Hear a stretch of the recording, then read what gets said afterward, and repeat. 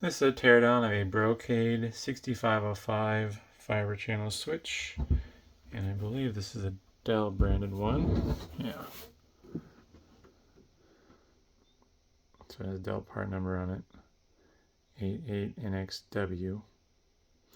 For some reason with Dell you don't pay attention to the leading zero, but with Lenovo you do. At least on search engines. I don't know why that is. Causes me problems on eBay if I forget to put the leading zero, but there's some screws on the side here.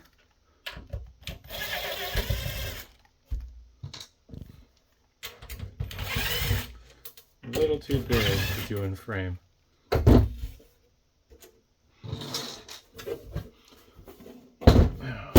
think we'll just set that down, go back to normal zoom.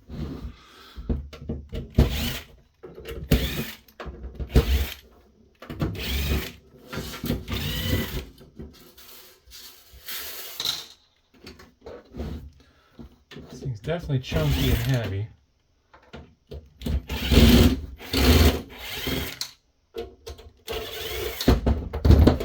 Previously removed power supplies out of this, and I think fans. Nope, power supplies only. I think I actually sold those already. There's some screws in the front here as well.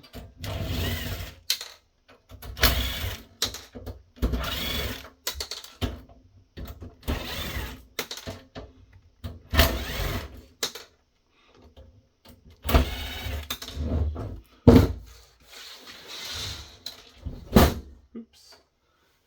Making a mess. Kind of crazy how heavy this thing is considering it's half empty. But this thing weighs a ton. I can set the cover down, get it in the way. It does have a massive copper heatsink though.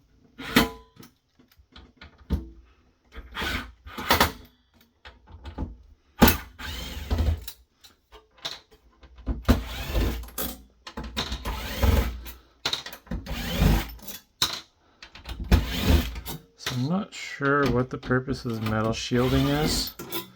If it's shielding for like RF reasons, or if it's shielding for like airflow guide.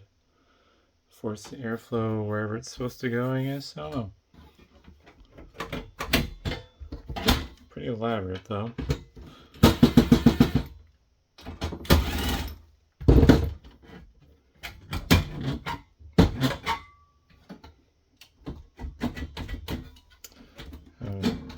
Here, there we go.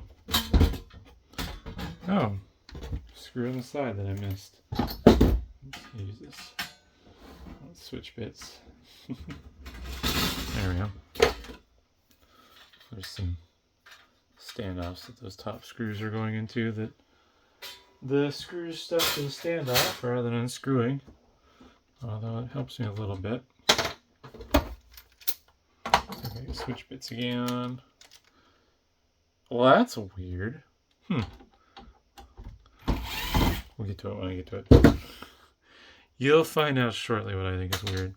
It is cool seeing this Western Digital blue 1 GB.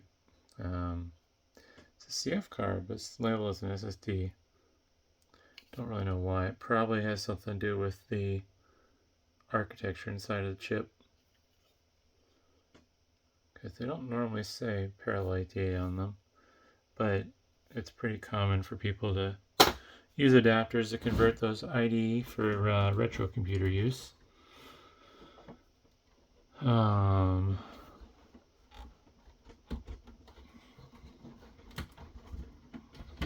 see here.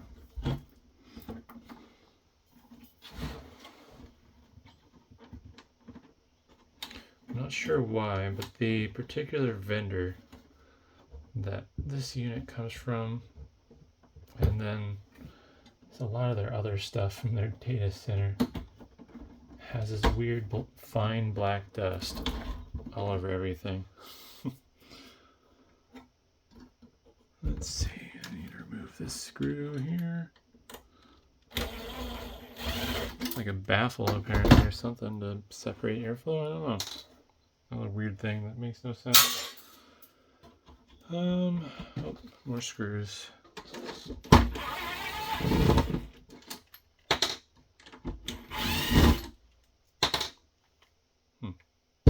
Nice little chunk of aluminum, I guess.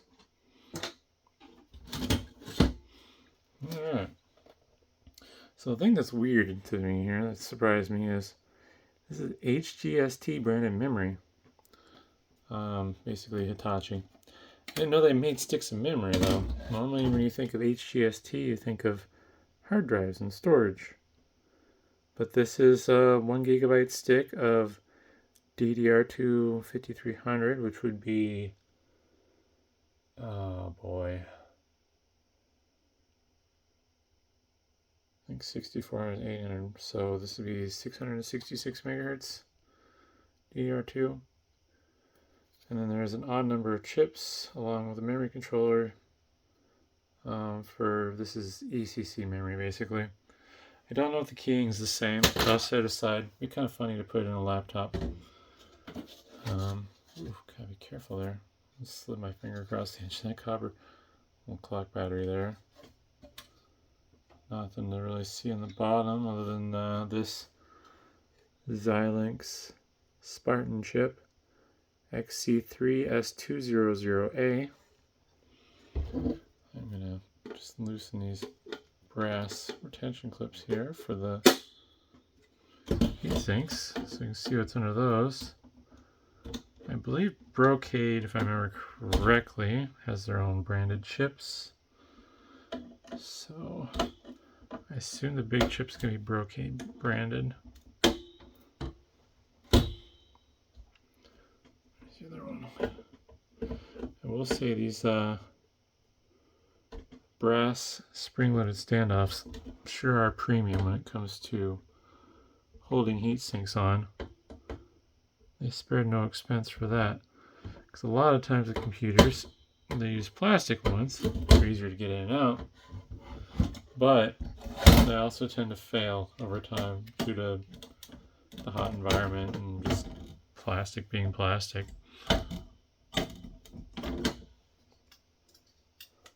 I'll just leave those in there for now.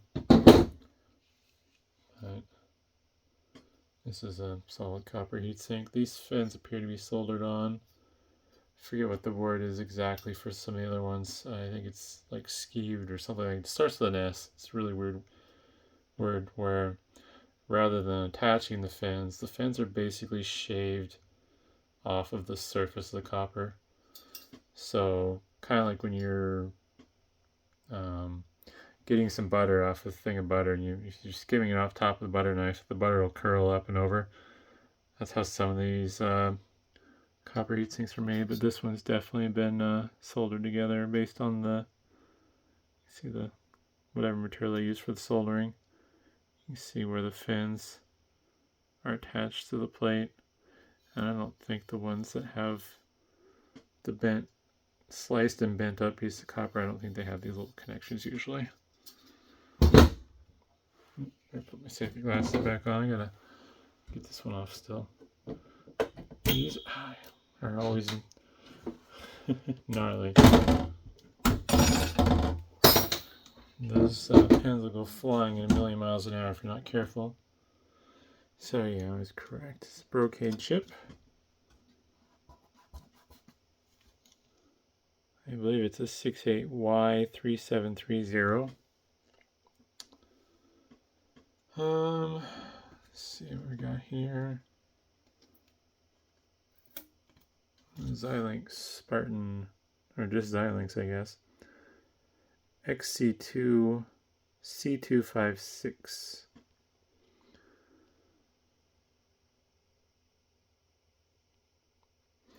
And then obviously on both sides we got power regulation, although power input over here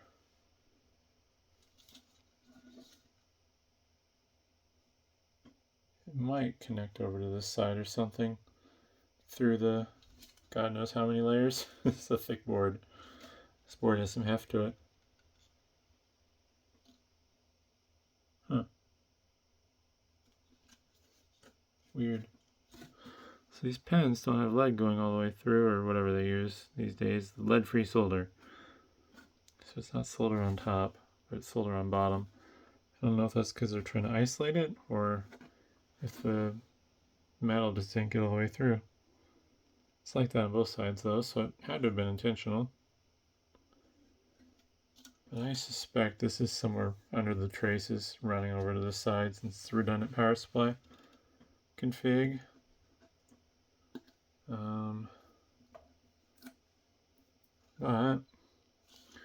got a bunch of little chips there, doing who knows what.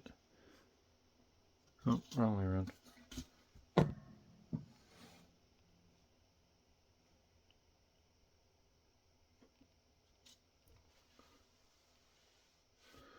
I don't know if I got good close-ups of these.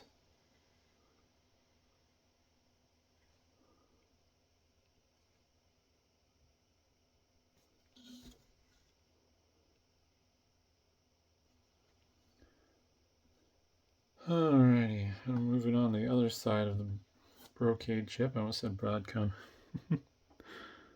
Got some Intel flash there. Clean it up better so it's easier to read. Got PLX chip. Got Broadcom to thank for those being unaffordable. PEX8112. Not sure what its purpose is. I don't know if that's the same as a PLX chip in a PC, where you're using it for bifurcation of PCI Express lines, but got another Xilinx chip there. Same as the one on the other side. And this has a bit of thermal compound on it. Let's see if I can get it off the easy way with some rubbing alcohol, or if I have to go, no, I have to go crazy with kerosene. Let's see what's under there.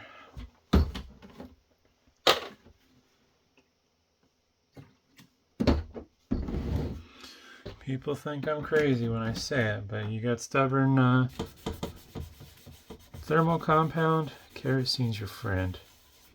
Look at that, it's already breaking it down.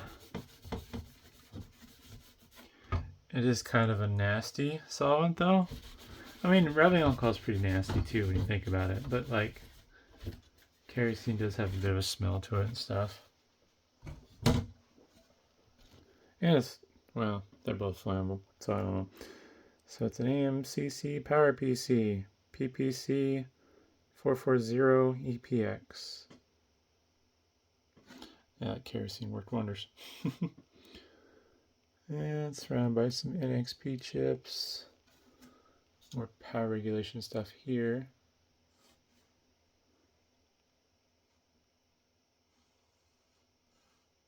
I will not focus on that.